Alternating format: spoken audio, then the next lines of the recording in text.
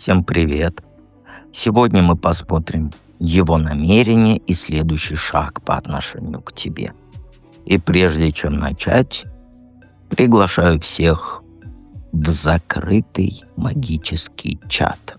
Также доступно проживание арканов, эзотерическая библиотека, марафоны и прочее, прочее, прочее. Ссылки в закрепленном комментарии. Почему мне девочка одна написала, почему ты не уговариваешь? А зачем уговаривать? Все взрослые люди, все, кто хочет себе, как говорится, хорошей жизни, проработки всех затыков и прочего, они уже все там. А уговаривать, такое себе занятие. Поэтому кто хочет, тот уже там. Так, давайте, я думаю, что начнем этот расклад.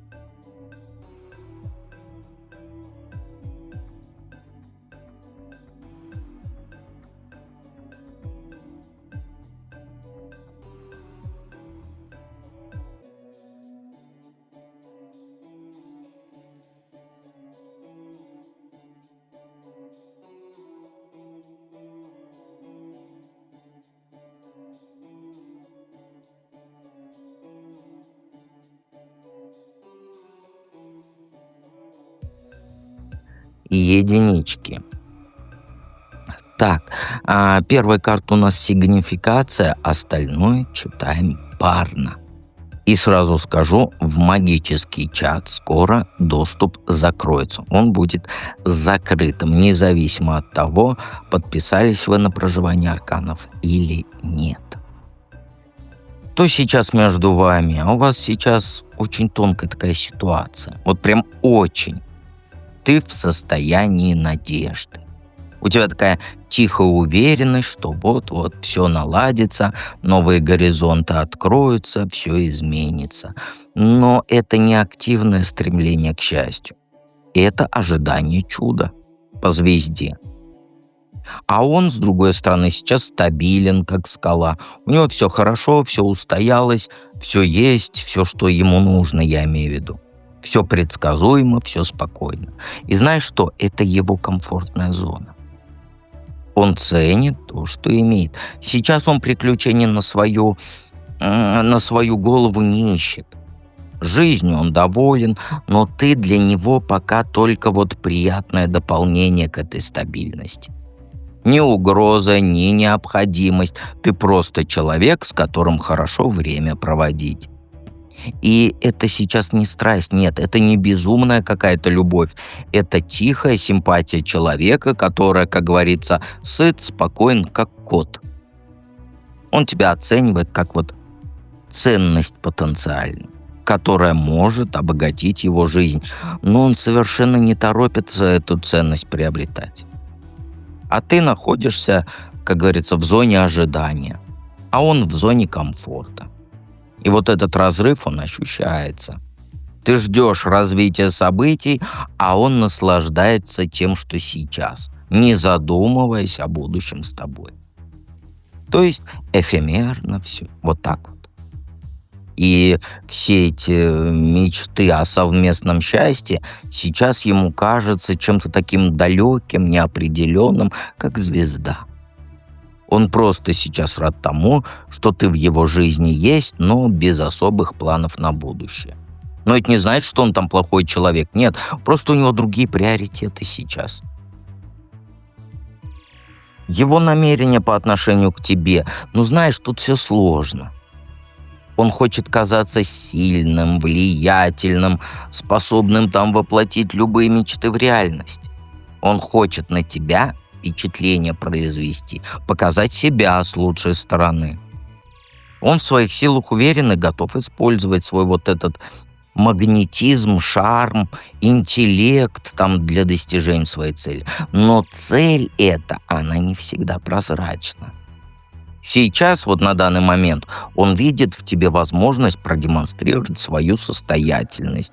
Как бы себе доказать и другим, что он способен добиться расположения любой женщины. Это как игра, где приз — это ты.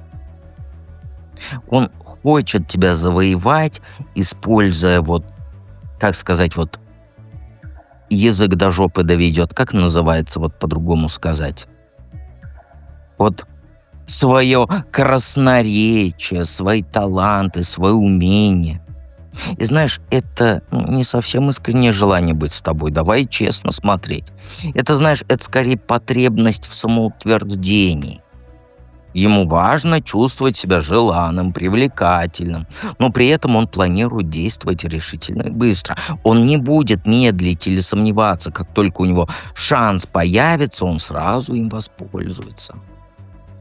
Ты для него проект, который нужно реализовать. И этот проект для него — это подтвердить свое мужское начало, свою привлекательность, свою эту силу мужскую. Это не забота о тебе, не думай. Это не желание сделать тебя счастливой. Это желание доказать самому себе, что он, как сказать, добиться своего может. Поэтому осторожно будь, не позволяй манипулировать тобой. Тем более ты меня смотришь, я тебя научу, как это все перевернуть против него, чтобы ты манипулировала им. Почему я такой негодяй? Потому что я тебя больше люблю, чем его.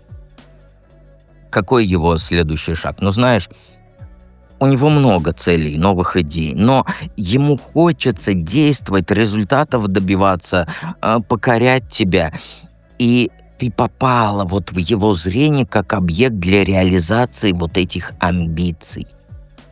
Он начнет активность проявлять, но это не только про тебя, сколько про него самого. Ну, давай честно я скажу, я избегаю этого слова, ну, нарцисс немножко. Ну, а как я тебе по-другому скажу? Он тебе предложит там совместную поездку, новое что-то вместе начать, ну, там, какой-нибудь проект. Что-то такое яркое и захватывающее, что позволит ему продемонстрировать свою энергию и креативность, понимаешь? И он постарается увлечь тебя там своими идеями, своим энтузиазмом зародить. Но это будет похоже на вот вихрь страстей, эмоций. Но сразу скажу, за всей вот этой активностью скрывается желание произвести впечатление, а не, как сказать, не что-то такое. Ему важно, чтобы ты им восхищалась, ты ему аплодировала, какой он талантливый, какой он амбициозный. И он постарается показать себе с лучшей стороны, чтобы завоевать это. Понимаешь? Не тебя, а твои аплодисменты, вот так вот скажем. Это не искреннее стремление к близости, это скорее, знаешь, игра на публику. Он хочет, чтобы все вокруг видели, какой он интересный, какой он успешный мужичонка. И ты в этой игре только декорация, давай правду свою говорить. Поэтому внимательно будь. Я тебе 150 раз говорю, внимательно будь. Не позволяй ему использовать тебя для достижения его целей. Понимаешь? Какой итог будет? Ну, не так радужно, как тебе хочется, а хочется тебе фейерверков. Это будет, знаешь, стремительное такое развитие событий, но без долгих перспектив, без долгосрочных. Он действовать начнет энергично, напористо, но его усилия, они направлены на достижение, повторюсь же, своих целей, а не на создание крепких отношений с тобой. Страсти будет много, эмоций будет много, впечатлений ярких будет много, но это кратковременный роман, основанный на пиписькином влечении и желании получить удовольствие от жизни. К серьезным отношениям он не готов. Он не готов жертвовать своим комфортом и своей независимостью ради тебя. Это бурный роман, бурный, но который закончится быстро. Ты останешься с чувством разочарования, обманутой надежды у тебя будут. А ему важно произвести впечатление, а тебе настоящую любовь важно найти. И видишь, цели не совпадают. Хотя он тебе даст понять, там, мы вместе, двое детей и так далее, а потом чих-пых и ушел. Ну, а как ты хочешь, чтобы я тебе сказал? Врать я тебе не хочу. Так что будь осторожна, не вылезай в кабалу. Давайте посмотрим второй вариант.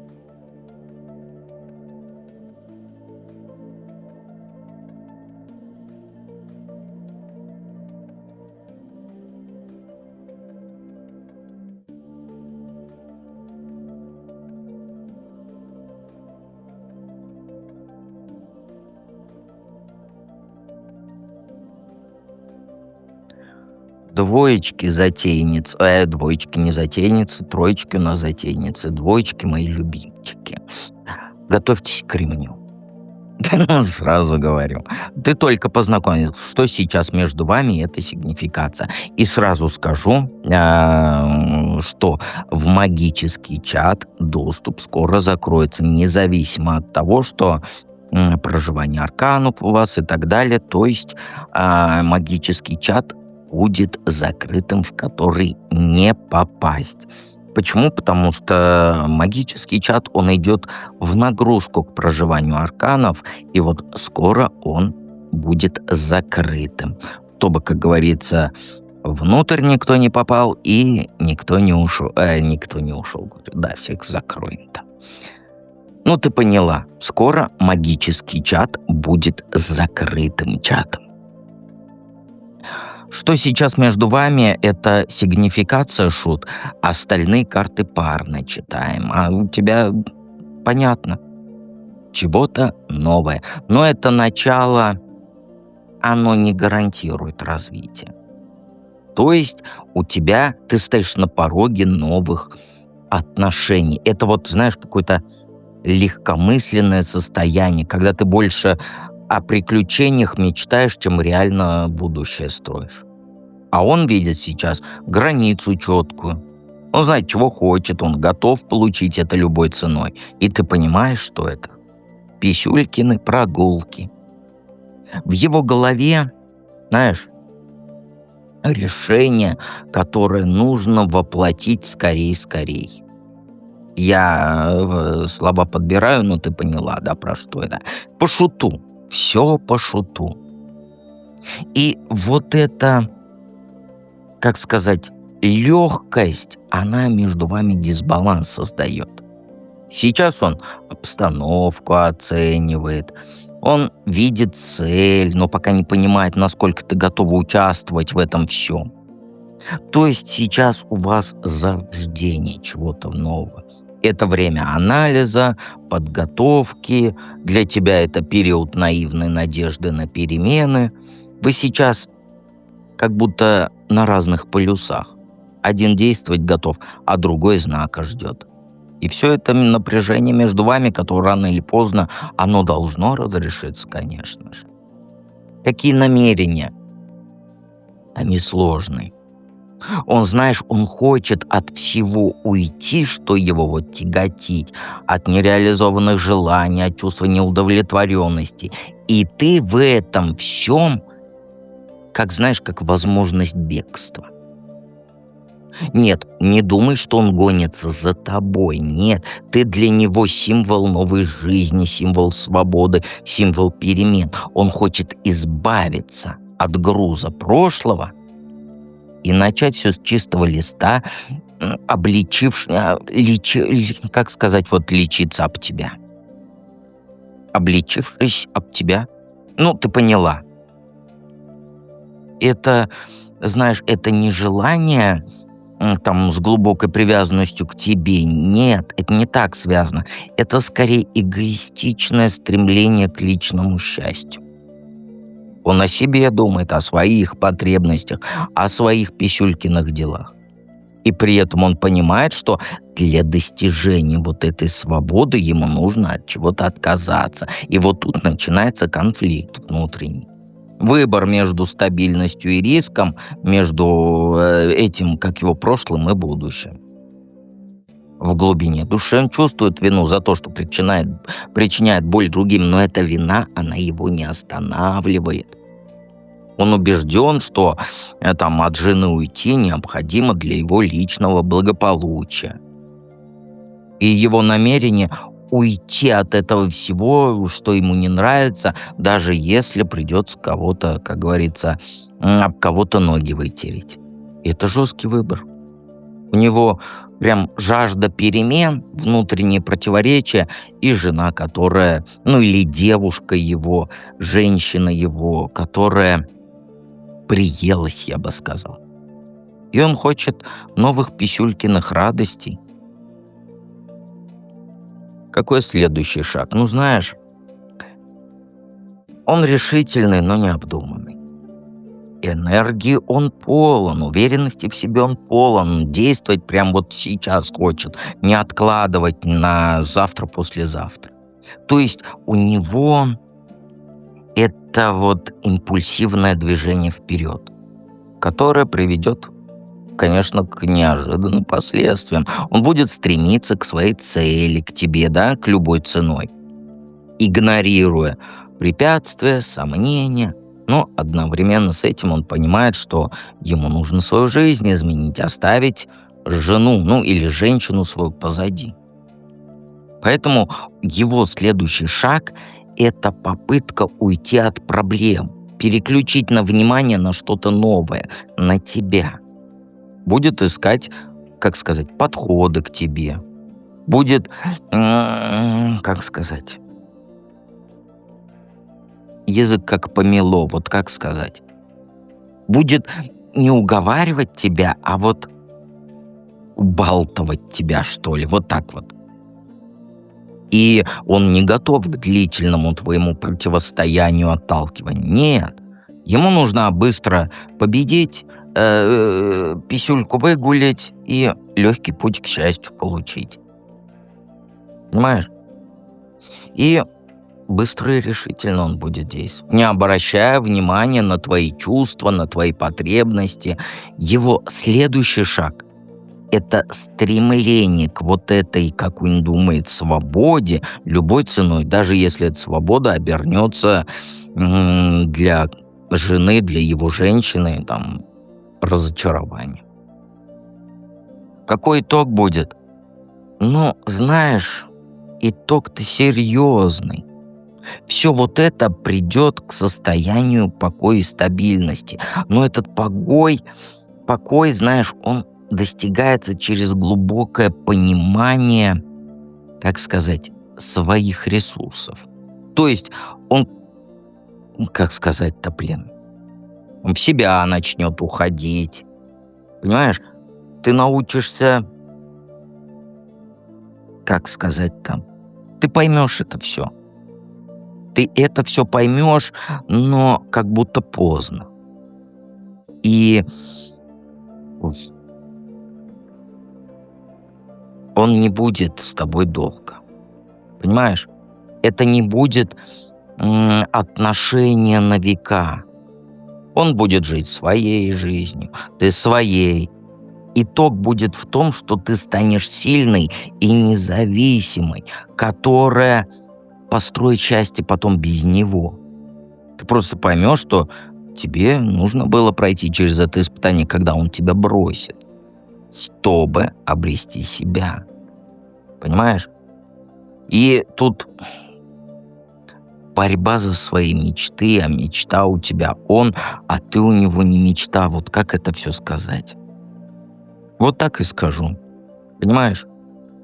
Ты будешь потом самодостаточной, нормальной, голову включишь, а он в прошлом останется, как урок, который нужно было усвоить. Ну, примерно вот так. Я просто не знаю, как это все сформулировать, но ты поняла. Давайте перейдем к третьему варианту.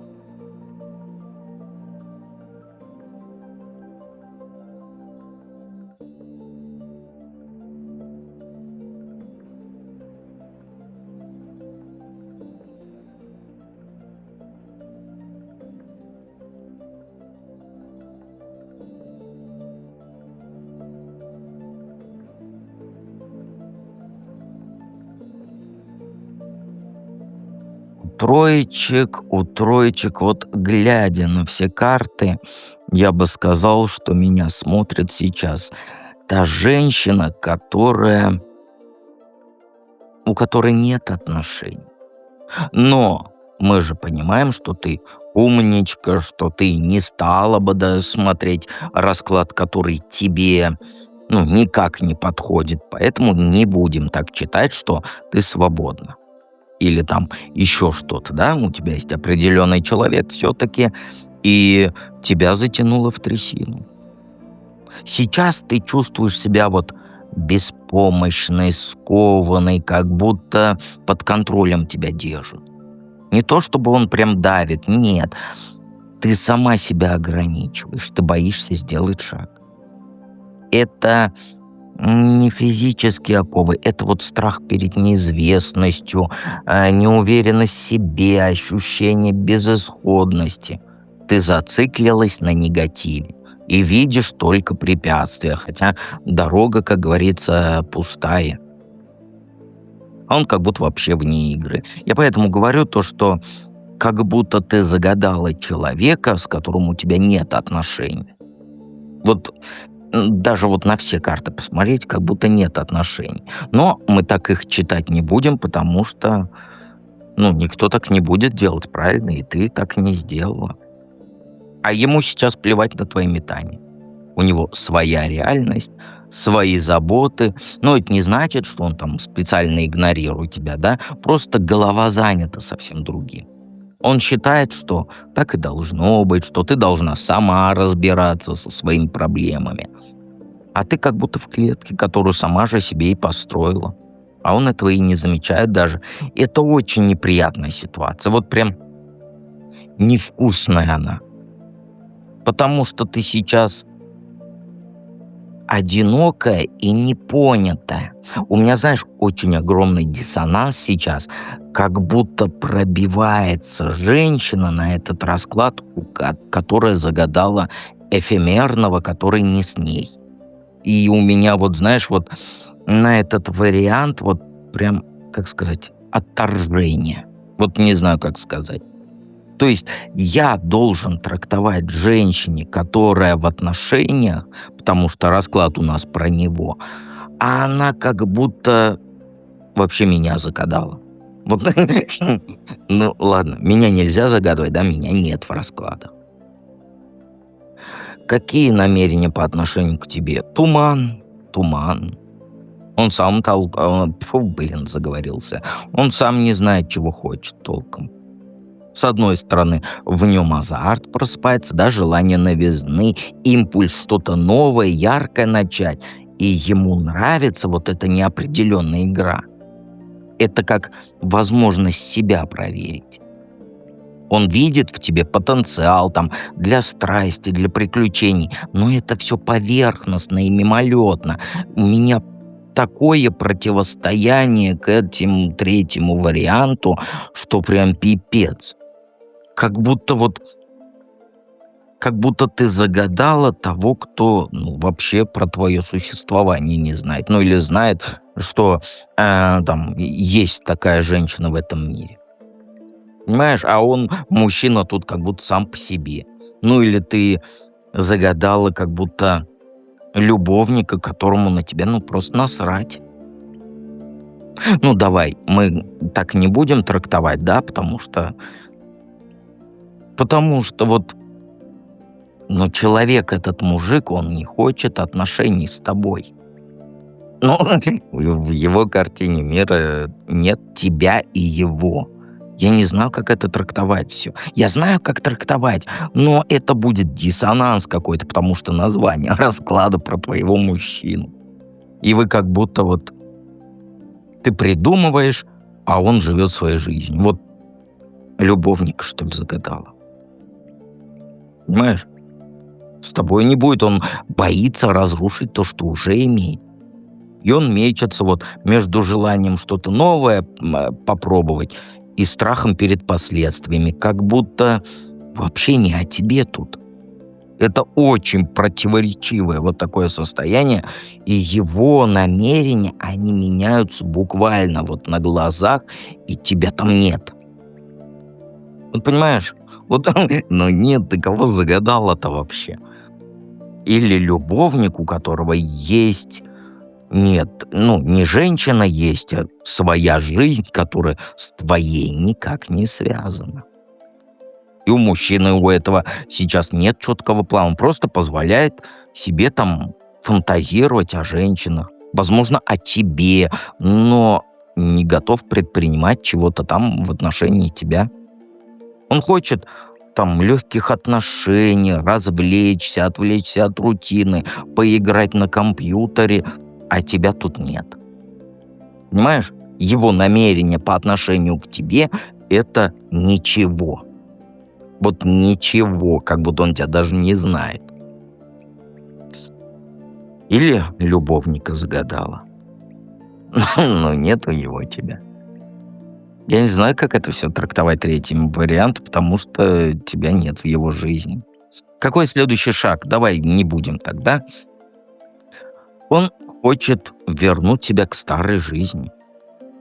Понимаешь, он обучается, там как-то развивается. Он, знаешь, вот как будто он в прошлом живет и поддержку нашел в прошлом, чтобы не рисковать настоящим. Но этот шаг, он для него болезненный крах. Он получит то, чего заслуживает, там, разрушение надежд, потерю иллюзий. И это будет для него жесткий урок, который покажет ему всю свою несостоятельность его взглядов. Он попытается свои чувства скрыть, притвориться, что все в порядке, но это не поможет, и в итоге тебя тут нет. Тут тебя нет. Он сейчас один на один со своей болью, со своим разочарованием в жизни, и он саморазвивается. Понимаешь? У него есть попытка вернуться к прошлому, но оно за стеной, вот как тебе сказать? Не за стеной, а вот прошлое для него закрыто. И тебя тут нет. Какой его следующий шаг по отношению к тебе? Никакого, опять же. Понимаешь? Я поэтому, у меня жесткий диссонанс. Какой итог будет? У него болезненный выбор между двумя путями. С одной стороны, его ждет новая жизнь, да, там, страсть, влечение и так далее. Все то, что он мечтает.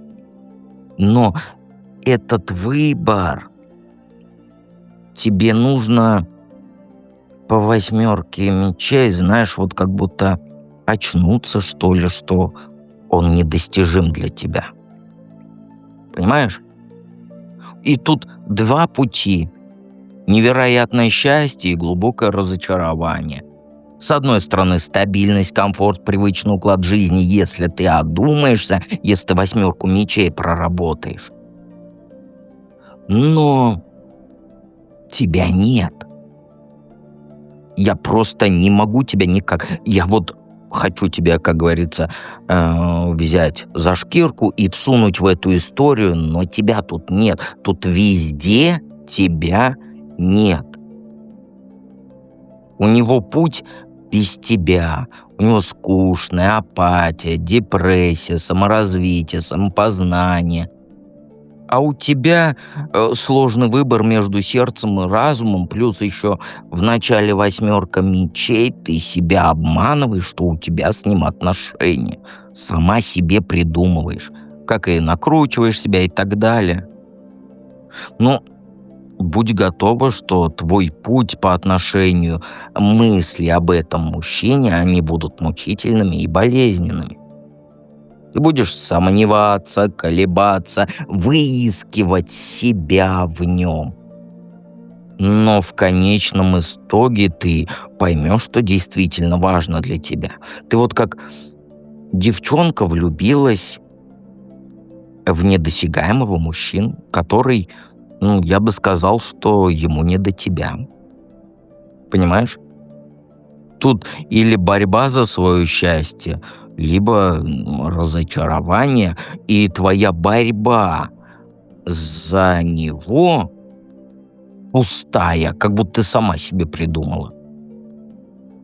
Ну, у меня, простите меня, троечки, но у меня огромный диссонанс, как будто тут загадала человека, который...